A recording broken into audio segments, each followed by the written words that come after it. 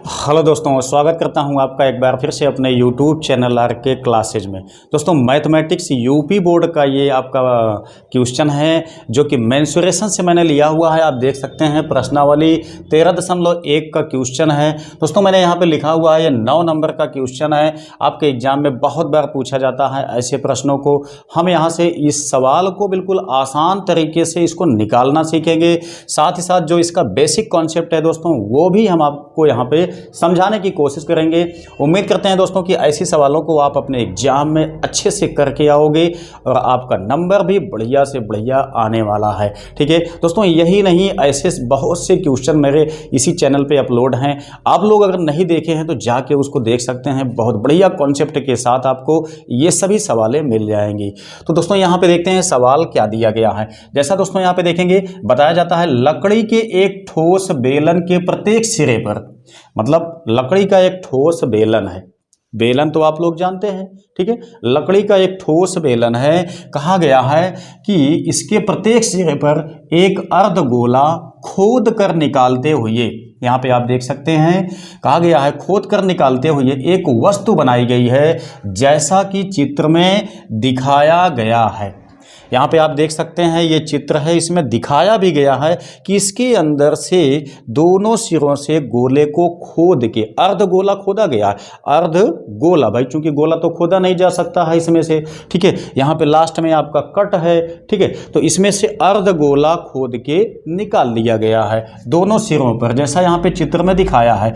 आगे आपसे कहता है कि यदि बेलन की ऊंचाई 10 सेमी है, जैसा यहाँ पे आप देख सकते हैं बेलन की ऊंचाई जो है वो 10 सेमी है, ठीक है, और आधार की त्रिज्या 3.5 सेमी है। जो इसकी आधार की त्रिज्या है दोस्तों, हम लोग जानते हैं यहाँ से यहाँ तक का व्यास कहलाता है, यहाँ से यहाँ तक त्रिज्या होगी। जो त्रिज्या यहाँ पे बेलन की है दोस्तों, वही यहाँ पे अर्धगोले की भी त्रिज्या बनेगी, ठीक है। चूंकि अर्धगोला उसी में से खोद के निकाला जाता है, इसलिए कहा गया है तो इस वस्तु का संपूर्ण पृष्ठीय क्षेत्रफल ज्ञात कीजिए।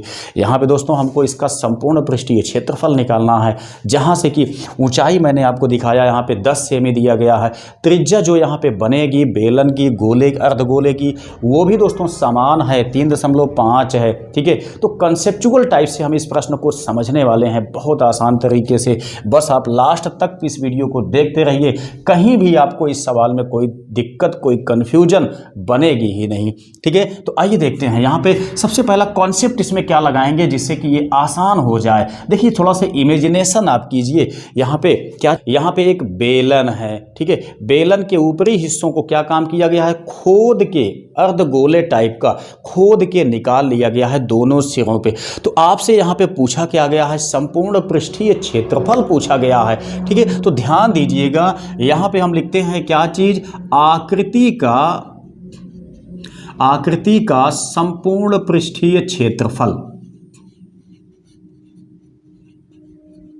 संपूर्ण पृष्ठीय क्षेत्रफल इज इक्वल क्या बनेगा। सबसे पहले आप देखेंगे जो ये बेलन आपका बना हुआ है, बेलन दोस्तों ये समझ लीजिए कि आपका जो मार्का है यही बेलन है। इसमें दोस्तों इसका वक्र पृष्ठ जो होता है, ये वाला सिरा कहलाता है इसका वक्र पृष्ठ, ठीक है। तो हम क्या निकालेंगे, सबसे पहले बेलन का वक्र पृष्ठ हम यहाँ पे नोट करते हैं, बेलन का वक्र पृष्ठ, ठीक है, प्लस और भी हमको क्या चाहिए।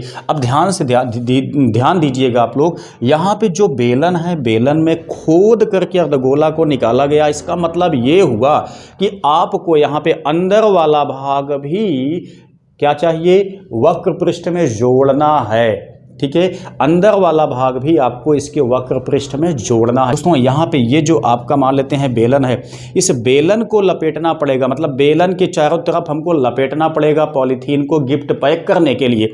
साथ ही साथ यहाँ से जो इसके अंदर से गोला काट के निकाला गया है, उसमें भी हमको इस मतलब पॉलीथीन को उसमें दबा करके चिपकाना पड़ेगा। जब हम चिपका देंगे पॉलीथीन तो क्या होगा, एक अर्धगोला वहाँ अंदर से भी हमको आभास होगा, साफ साफ। ठीक है, तो मतलब ये हुआ कि हमको यहाँ पर भी चिपकाना है पन्नी, उसके बाद अर्धगोलों में भी हमको चिपकाना है। ठीक है, तो यहाँ पे आप लोगों को सबसे ज़्यादा ध्यान देना है कि ये इसकी जो आकृति होगी, मतलब अर्धगोले का जो पृष्ठ होगा वो भी आपको अपने इस पृष्ठीय क्षेत्रफल में जोड़ के चलना है। ठीक है, तो क्या लिखेंगे, बेलन का यहाँ पे लिखेंगे वक्र पृष्ठ प्लस 2 गुणे, एक यहाँ पे अर्धगोला है, एक यहाँ पे अर्धगोला है। ठीक है, तो क्या लिखेंगे, अर्धगोले का क्षेत्रफल या पृष्ठीय क्षेत्रफल, आप जो भी लिखें, क्षेत्रफल लिखें या पृष्ठीय क्षेत्रफल लिखें। ठीक है, काफ़ी लोग क्या काम करते हैं, यहाँ पे ये सोचते हैं कि इसमें से खोद के निकाला गया है तो हम घटा देंगे। दोस्तों यहाँ पे घटाना नहीं होता है, आपको यहाँ पे जोड़ना होता है, क्योंकि पृष्ठ भी इसमें इन्वॉल्व करना है। जैसे मैंने आपको बताया गिफ्ट पैक करने के लिए वहाँ पर भी हमको पॉलीथीन लगाना पड़ेगा। ठीक है, तो वो स्पेस भी आपके काम में आएगा, वहाँ पर आपको हटाना नहीं है, घटाना नहीं है। ठीक है, इतना आप ध्यान देंगे तो सवाल आपकी बिल्कुल आसान हो जाती है। बेलन का वक्र पृष्ठ आप लोग जानते होंगे 2 पाई RH होता है, प्लस यहाँ पे 2 गुणे अर्धगोले का पृष्ठीय क्षेत्रफल क्या होता है, क्योंकि दोस्तों गोले का होता है क्या चीज, 4 पाई R²। अर्धगोले की बात की जाती है तो हम 2 से भाग दे देते हैं, तो ये कटने के बाद फाइनली 2 पाई R², ये होता है अर्धगोले का पृष्ठीय क्षेत्रफल। ठीक है, तो यहाँ पे हमको लगा देना है अर्धगोले का पृष्ठीय क्षेत्रफल, इसको 2 पाई R², इतना हो गया। अब दोस्तों सवाल आपकी इसको कैसे हम ज़्यादा आसान बना सकते हैं उसको देखते हैं। देखिए इसमें जैसा मैंने आपको यहाँ पे दिखाया, ऊंचाई केवल अलग है, बाकी त्रिज्या दोस्तों दोनों के लिए समान है। मतलब त्रिज्या जो है वो बेलन के लिए भी अर्धगोले के लिए भी, दोनों के लिए त्रिज्या एक ही इस्तेमाल की गई है। तो हमें यहाँ पे त्रिज्या को अलग अलग लेने की कोई आवश्यकता नहीं है, हमने यहाँ पे इसीलिए समान लिख दिया हुआ है। अब इसको लगाने में आसान क्या होगा, देखिए यहाँ पे 2 पाई R सब में कॉमन है, इसमें स्क्वायर है लेकिन इसमें R है केवल। ठीक है, तो 2 पाई R इसमें आप कॉमन ले लीजिए।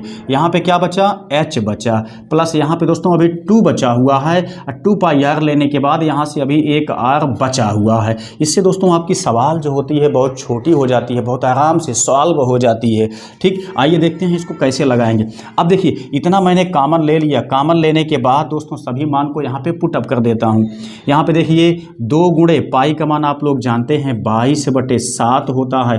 R का मान यहाँ पे देखेंगे 3.5 दिया गया है, तो हम लिखते हैं 3.5। यहाँ पे देखेंगे H की वैल्यू आपके पास कितना है, 10 दी गई है, प्लस 2 गुणे यहाँ पे R का मान कितना दिया गया है, 3.5 दिया गया है, तो हम यहाँ पे 3.5 नोट करते हैं।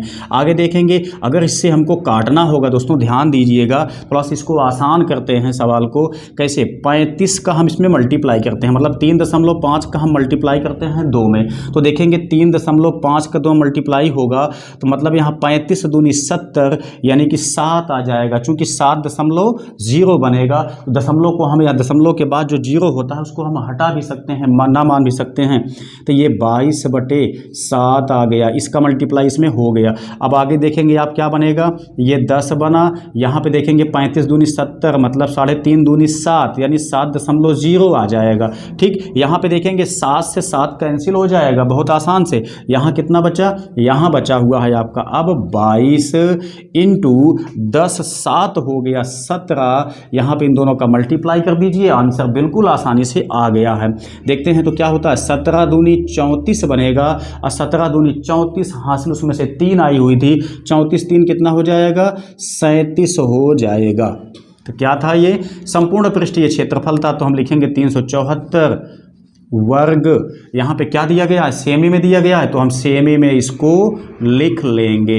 ठीक है, तो ये आपका दोस्तों आंसर आ जाता है, जो कि बहुत ही आसान तरीके से ये आ जाता है। इसका जो कॉन्सेप्ट है दोस्तों वो मैंने आपको समझाने की कोशिश किया, बहुत आसानी से ऐसी सवालों को आप लगा सकते हैं अगर इस वीडियो को लास्ट तक आपने देखा होगा तो।